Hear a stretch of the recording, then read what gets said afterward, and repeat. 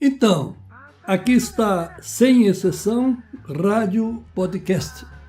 Criação, produção e apresentação do escritor José Carlos Laetano. Apoio, Academia Rio-Grandense de Letras e SNC Libre, Roma, Itália. E vamos ao assunto de hoje. Um dia vieram e levaram meu vizinho que era judeu. Como não sou judeu, não me incomodei. No dia seguinte, vieram e levaram meu outro vizinho que era comunista. Como não sou comunista, não me incomodei. No terceiro dia, vieram e levaram meu vizinho que era católico. Como não sou católico, não me incomodei. No quarto dia, vieram e me levaram. Já não havia mais ninguém para reclamar. O autor deste poema é o teólogo protestante alemão Martin Niemöller. Esse texto tem sido atribuído a Bertolt Brecht, que realmente utilizou em sua poesia "É preciso agir, mudando o final. Agora estão me levando, mas já é tarde. Como não me importei com ninguém, ninguém se importa comigo." Ainda é Brecht com o texto "A exceção e a regra", quem exclama: "A regra é olho por olho. Só um tolo espera a exceção. Só um tolo espera que o inimigo lhe dê de beber. No regime que criaram, humanidade é exceção. Assim, quem se mostre humano paga caro essa lição. Reneguem de todo aquele que se mostrar amigável. Guardem distância daquele que a outrem quer ajudar. Se houver alguém ao seu lado com sede, feche os olhos bem depressa. Tape os ouvidos se alguém gemer perto de você. Se alguém gritar por socorro, não saia do seu lugar. Quem esquece isso é bobo. Irá dar de beber a um homem, mas quem beberá na verdade será um lobo." Essa introdução serve para preparar o assunto privacidade, que podemos traduzir por liberdade. O Grande Irmão foi criado por George Orwell e Ray Bradbury. O Grande Irmão sabe quais sites você visitou. Se quiser, pode saber as suas mensagens, seja por WhatsApp, por e-mail, por Instagram, YouTube, Facebook e tudo mais. Se houver interesse especial sobre você, o Grande Irmão poderá ouvir e gravar as suas conversas telefônicas. O Grande Irmão, se quiser, sabe onde você anda, olha seu pátio e, se você estiver com o computador ou celular ligado, acessa toda a sua casa, inclusive o quarto de casal. E dizem que mesmo desligado o celular, no mínimo, o Grande Irmão ouve suas falas e seus gemidos. E você deve estar pensando, e qual é a novidade? Quem é que não sabe disso? Pois é, esse é o admirável mundo novo, o resultado do globalismo que alguns consideram maravilhoso. Então vamos lá. A supressão das liberdades dá-se aos poucos. Primeiro, uma medida possível de ser justificada com muita conversa, testando a aceitação das pessoas. Como nada acontece, lá vem outra medida e o tom da repressão vai subindo. As pessoas ficam caladas e quem cala, diz o ditado, consente. Brecht examinou isso no seu drama Aquele que diz sim e aquele que diz não. A peça é uma união de duas histórias com dois finais diferentes, onde se debate o direito de ir contra as normas e costumes sociais e o direito de dizer não a estas normas. Eis o texto de Brecht resumido. Um menino aceitou participar de uma expedição de estudantes para atravessar as montanhas e buscar remédio para salvar a vida da sua mãe agonizante.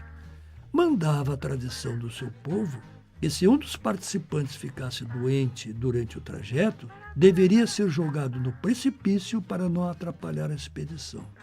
Mas, segundo os mesmos costumes, o lesionado devia ser perguntado se concordava que os outros seguissem adiante.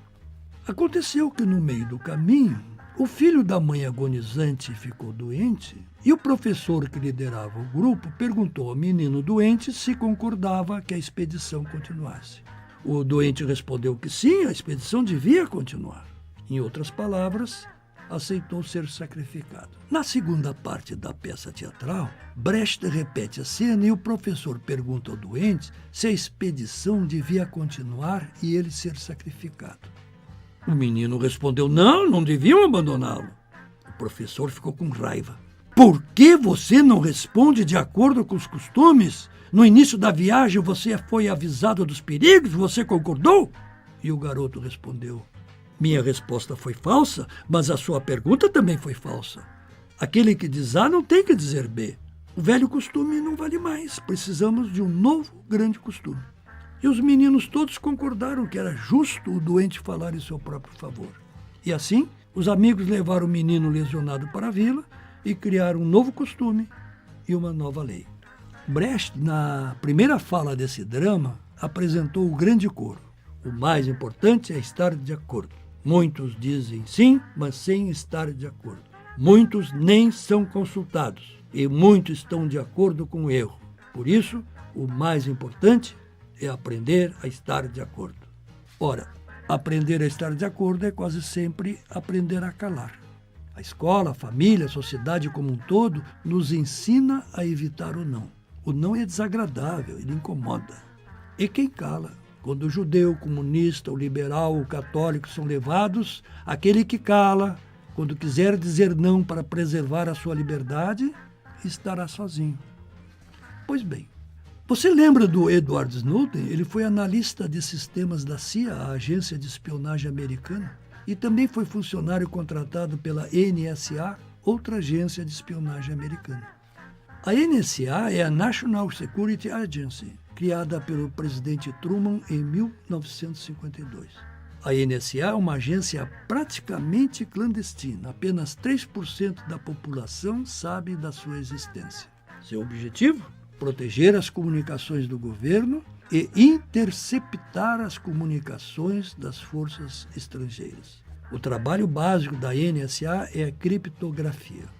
Diz a lenda que foi César, imperador romano, quem inventou a criptografia para evitar que seus mensageiros revelassem a mensagem ao inimigo caso fossem aprisionados. A codificação de César era um quadrado. Se a mensagem contivesse 16 letras, era apresentado um pergaminho de 4x4. Se a mensagem fosse de 25 letras ou palavras, o pergaminho era de 5x5. E assim por diante.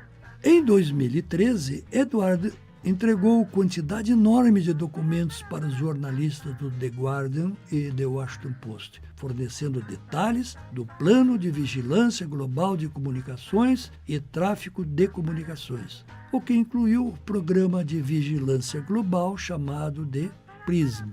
Esses programas tornavam, como ainda tornam, o governo americano no grande irmão mundial. É claro que imediatamente Ed foi acusado de traição e hoje vive asilado em outro país e não faltam ameaças de morte. Quando Ed entregou a primeira leva de documentos, estava em Hong Kong, para onde foi porque sabia que não mais poderia viver nos Estados Unidos depois da entrega dos documentos. Essa entrega foi documentada pela cineasta Laura Oitras, cujo trabalho mereceu o Oscar em 2015. Os documentos divulgados por Ed estão no site couragefound.org, se alguém conseguir acessar. E o que isso interessa a você que é brasileiro cumpridor dos seus deveres? É que o programa de vigilância total é administrado pelo governo americano, tanto seja republicano ou democrata, e os Estados Unidos agem em parceria com empresas privadas e nações amigas. E isso não é de agora, vem de muitos anos, muitos governos brasileiros, não importa a ideologia. Poder é poder. O Facebook, Instagram, WhatsApp, telefônicas e o que mais você conseguir imaginar estão a serviço da vigilância global. E não importa se concorda ou não, o governo manda, o judiciário impõe. 1984 e Fahrenheit 451, de George Orwell e Ray Bradbury, de François Truffaut também, são obras que anteviram o grande irmão real. No caso, a realidade imitou a arte. A propósito, você usa celular? Bem-vindo ao reino do grande irmão. Quanto ao grande irmão. O romance de Ray Bradbury deu origem ao filme de mesmo título, dirigido por François Truffaut em 1966. Fahrenheit 451. 451 é a temperatura em que o papel queima. Nessa ficção, os livros e todas as formas de escrita são proibidos porque fazem as pessoas infelizes. Surgiu então uma comunidade escondida onde cada pessoa decorava um livro para eventualmente publicá-lo quando não mais houvesse ditadura. A ficção científica de Ray Bradbury foi escrita em 1953. E tema semelhante foi escrito por George Orwell com o título 1984, tendo sido publicado em 1949. Como se vê, entre a publicação dessas duas obras decorreram apenas 4 anos. Também em 1984, o grande irmão controla a vida das pessoas nos seus detalhes. Ali também há ditadura. E a ditadura mantém-se com a quebra da nossa privacidade.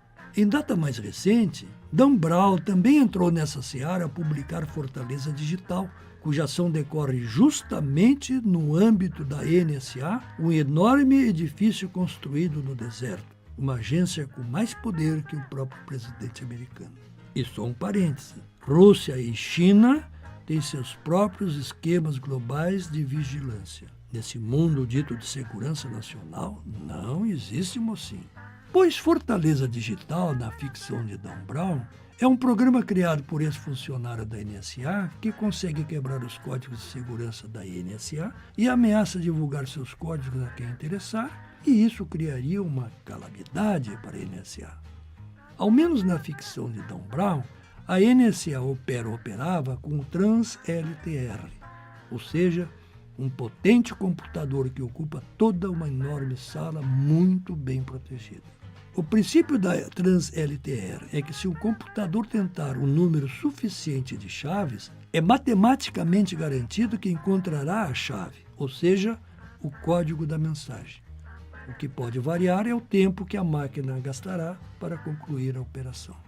No livro de Dan, um japonês superinteligente, funcionário demitido da NSA, insurgiu-se contra a possibilidade da NSA examinar os e-mails de todos os cidadãos. Então ele criou um código indecifrável e que muito dificilmente a Trans-LTR lograria decifrar. E o japonês batizou seu programa como Fortaleza Digital, justamente o título do livro. A batalha durante a ação do livro é a Trans-LTR conseguir decifrar o código. A Trans-LTR é uma máquina digital com 3 milhões de processadores e computação quântica. E essa máquina venceu todos os obstáculos colocados pelas empresas para garantir o sigilo dos e-mails. Como explicado por um personagem, o FBI não pode escutar qualquer conversa sem mandado judicial. Mas a NSA, com um padrão de encriptação adulterado, pode monitorar as comunicações de qualquer pessoa, em qualquer momento, em qualquer país. E surge a grande pergunta: quis custodiet ipsos custodes? Ou seja, quem vigia os guardiões? E foi isso que Edward Snowden denunciou. Você está cuidando do que diz ao telefone? O que escreve nos e-mails, WhatsApp e companhia? Você evita críticas políticas? Tem medo de retaliação no Facebook? Como dito em outro podcast, a ditadura começa pela censura e finda com um controle total sobre as pessoas. Este foi o Sem Exceção Rádio Podcast. Criação, produção e apresentação do escritor José Carlos Laetano. Se você apreciou esse podcast, colabore com este projeto divulgando aos seus amigos. Para conhecer minhas obras, basta digitar meu nome, José Carlos Laetano, na Amazon, no YouTube ou no Google. E não esqueça, você é o que pensa, e você pensa o que lê e ouve. E até o próximo sábado, ao meio-dia.